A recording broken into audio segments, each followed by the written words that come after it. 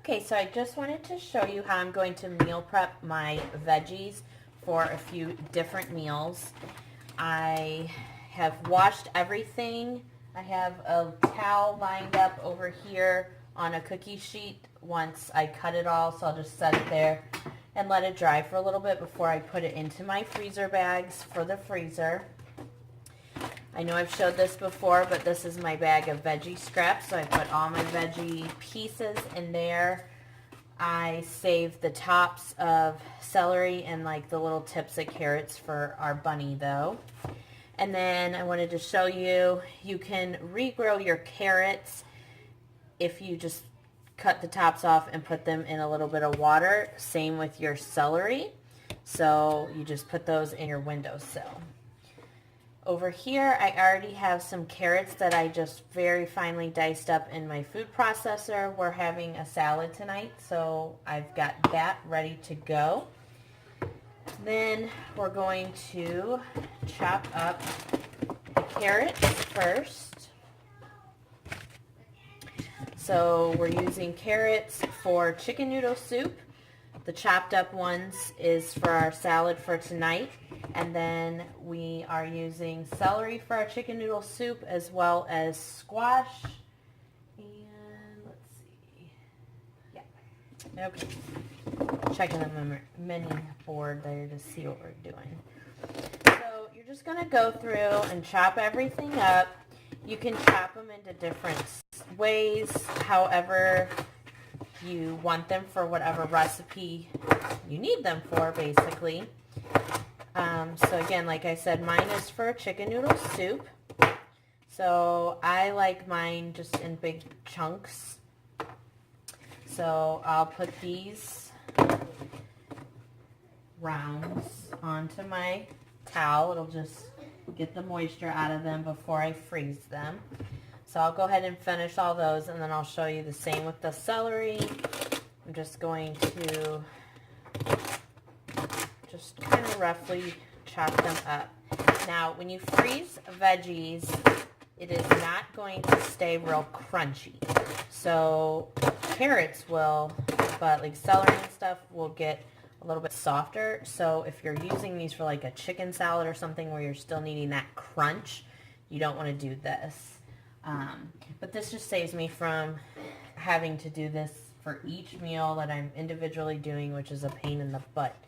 So I just like to have anything ready that I can.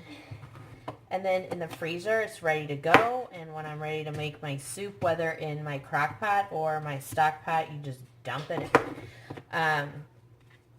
I learned about putting squash in our chicken noodle soup because it gets really soft and you can't really taste it. So nobody really notices that it's in there. So just trying to add more veggies into our daily diet is just, you know, another bonus. So I do chop these up kind of fine just so you don't see them. But it makes your chicken noodle soup really colorful. The other thing you can do with those veggie scraps like I showed you in the bag, you could separate certain ones if you wanted like your onions, your celery, ginger, garlic, that stuff. You could keep that separate if you're going to make like a bone broth. You could, but everything else you can just keep in there together, and then once that bag gets full, I just throw it in a crock pot, fill it with water. I'll add a little bit of turmeric and some ginger and a little bit of garlic, and then I just let it cook all day. I strain the veggies and I make a veggie stock, which when I make my chicken noodle soup, if I have bone broth, I'll do a mix of bone broth, veggie broth, and chicken broth. But I like at least to have chicken stock and veggie broth. It really just adds a lot of flavor. So I'm just going to go ahead and finish this, and I'll show you what it looks like when we're ready to put it in the freezer. Okay, so everything is done. I just chopped up a few of my carrots for just some snacking with some peanut butter. Here's all the veggies.